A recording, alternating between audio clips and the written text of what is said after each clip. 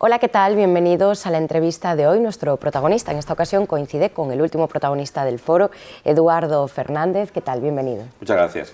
Bueno, licenciado en Derecho, doctor en Historia de las Ideas Políticas, nos trae un libro en este foro de la región sobre Winston Churchill. Pero no es exactamente una biografía, sino un recorrido por el ideario político, sus pensamientos y su evolución. ¿Por qué decide trabajar sobre este segmento, que es uno de los menos trabajados? Bueno, los profesores de Historia de las Ideas Políticas nos tenemos que diferenciar de los historiadores, digamos, los modernistas o los contemporaneistas y buscar aquello que puede tener un poco más de aliciente para el público. Suelen ser los discursos, suelen ser a veces las ideologías, pero esas son muy controvertidas. Claro, Churchill es un personaje, ahora se diría tan poliédrico, que da mucho juego, ¿no? Y en España siempre se han celebrado muy bien los centenarios y parecidos. Era el sesquicentenario, el 150 aniversario del nacimiento de Churchill, que ha llevado a que por todo el mundo haya habido una cantidad enorme de celebraciones, congresos, encuentros, seminarios, y por ahí empezamos. ¿Qué es lo que se van a encontrar los lectores? Pues hemos procurado hacer un libro liviano para que los lectores que no son del gremio, a veces los académicos escribimos para otros académicos, ¿no? Y me parece un error. Creo que hay que hacer, sin convertirlo ni siquiera en alta divulgación, pero hay que hacer un esfuerzo de explicación y de divulgación. Lo que los lectores se van a encontrar es la correlación entre las ideas que Churchill tenía y cómo las expresaba en los discursos. Discursos que, en buena medida, como eran pronunciados en el Parlamento con ocasión de la puesta en marcha de algunos proyectos, pues tienen también una vertiente práctica muy interesante. Hemos querido superar, digamos, la abstracción de discursos que tienen poco que ver con la realidad y buscar hacer una selección.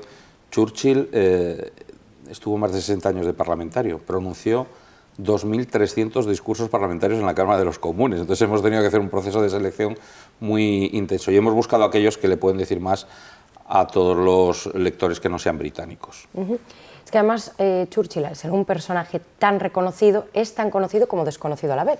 Porque claro, pues hay muchas leyendas urbanas en torno a su figura, también a su pensamiento, y al ir pasando el tiempo se va deformando un poco el concepto de Churchill a nivel político, ¿no?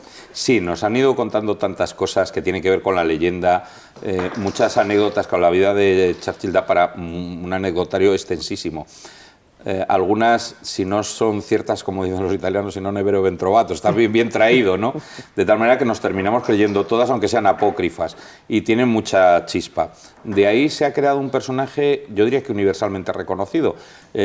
Tenía, para preparar esta intervención, la intención de revisar todas las películas en las que ha salido el personaje de Winston Churchill. Claro, es imposible. Entonces he hecho una selección como de entre 8 y 10 de gran éxito cinematográfico con actores muy reconocidos que han hecho de Winston Churchill. Eso solo es así cuando un personaje es reconocible en todo el mundo a la vez, y no es tan fácil, ¿no?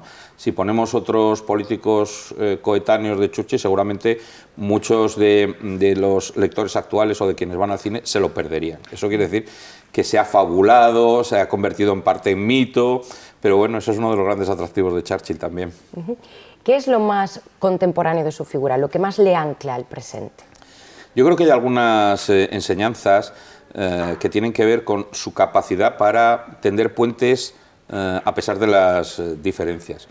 Los politólogos ahora nos cansamos de escribir de polarización. Vivimos una sociedad enormemente polarizada en la que la gente no solo se ha ido situando, no digo que en los extremos, pero muy lejos de las opiniones de los demás y con pocas ganas de interactuar, de cambiar opiniones, de confrontar, de debatir.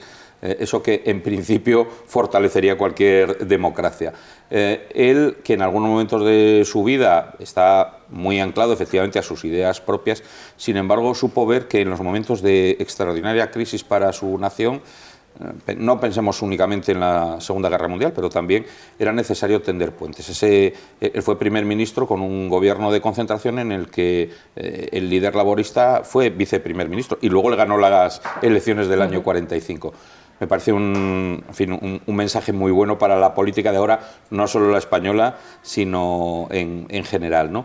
Y luego la posibilidad de que todos los que se dedican a la política tengan, como él decía, que comerse alguna vez sus propias palabras, ¿no? Hay que tener capacidad para decir, me he equivocado, reconozco que igual las cosas se harían mejor de otra forma, y tener el coraje, la valentía y tender la mano para que aquellos que no se han equivocado también te ayuden, ¿eh? Y eso pues a veces cuesta. ¿Cómo su discurso y su ideología han sido capaces de marcar la trascendencia de la política mundial? Yo creo que es que, a pesar de que sea muy británico y que tantas veces se lo represente como el bulldog británico con la bandera de la Union Jack detrás, ha sabido encontrar algunos valores universales.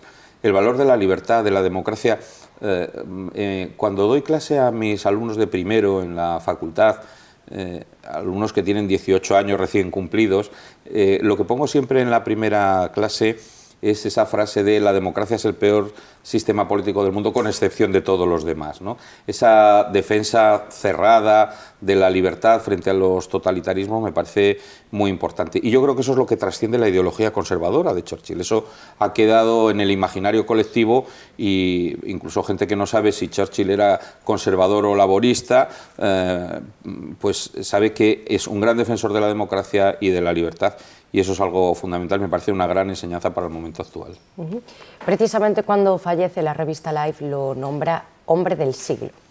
¿Podemos hablar hoy de algún hombre o mujer del siglo?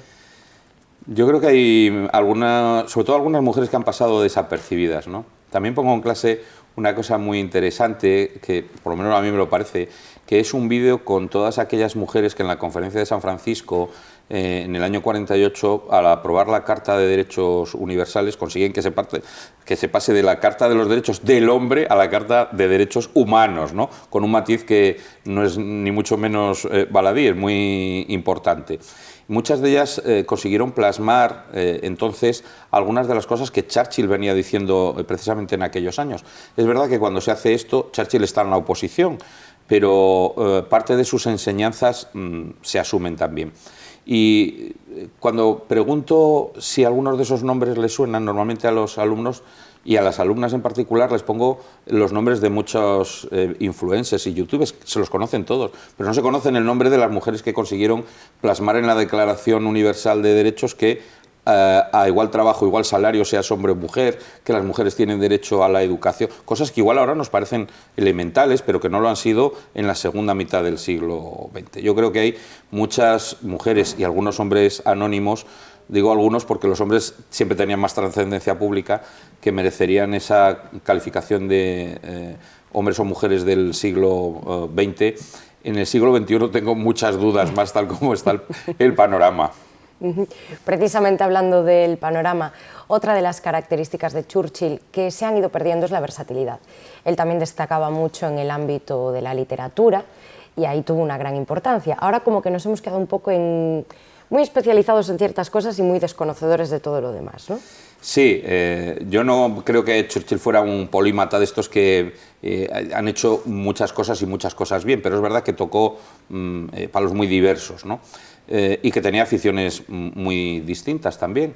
La de la pintura, yo creo que hay una fotografía que está pintando y el puro es más grande que el pincel, ¿no? O sea que, bueno, era Churchill hasta para esas cosas. Lo de la literatura tiene mucha controversia, ¿no? Yo hice también la carrera de Filología de Lengua y Literatura y un doctorado en eso, y puedo decirle que es que hay mucha controversia sobre si Churchill merecía el Premio Nobel de Literatura o fue una especie de premio de consolación por no haber conseguido el Premio Nobel de la Paz, ¿no? Bueno, él se lo tomó muy bien, él escribió muchísimo, dejó rastro escrito de muchos de sus pensamientos. Hoy tendremos ocasión de ver algunas de esas frases que han pasado a la posteridad y que dejó escritas, y yo creo que, no sé si merecido o inmerecidamente con respecto a otros oponentes que podían haberlo ganado en el año 53, pero que se merecía por lo menos un Nobel, aunque fuera el de literatura, que diría él. Para quedarnos con una pequeña parte de lo que ha sido el foro, ¿qué le gustaría que retuviese la gente del libro o del ideario de Churchill? Yo creo que supo adaptarse a circunstancias muy adversas sin hacer dejación de lo que consideraba que era fundamental. Estamos en un momento en el que digo que la polarización nos impide conectar, nos impide dialogar sobre opiniones diversas, pero eso no quiere decir que haya que transigir con las cuestiones elementales. Churchill jamás transigió con ninguna de las ideas o de los aspectos que consideraba básicos, que consideraba como un fundamento, una base de la sociedad libre y democrática. Y sin embargo fue capaz de tender la mano a los demás. Yo me quedaría en momentos en los que estamos viendo con un cierto retroceso por lo menos de la calidad de la democracia. Desde luego yo no soy de los alarmistas que piensan que la democracia está en peligro, porque espero que la democracia tenga muchos elementos de defensa, pero en momentos que vemos la regresión de algunos derechos fundamentales y que hay radicalidad a ambos lados del espectro político para diferenciarse de la oferta electoral y parlamentaria, creo que esa convicción de que la libertad y la democracia no pueden transigirse frente a los totalitarismos o frente a las autocracias es una de las mejores enseñanzas que puede haber dejado Churchill al mundo de hoy. Pues muchísimas gracias, Eduardo, por acompañarnos. Un placer. Muchas gracias a ustedes por estar con nosotros en un programa más. Nos vemos en el siguiente. Y recuerden que para ver el foro completo lo pueden hacer a través de la página web de La Región. Adiós.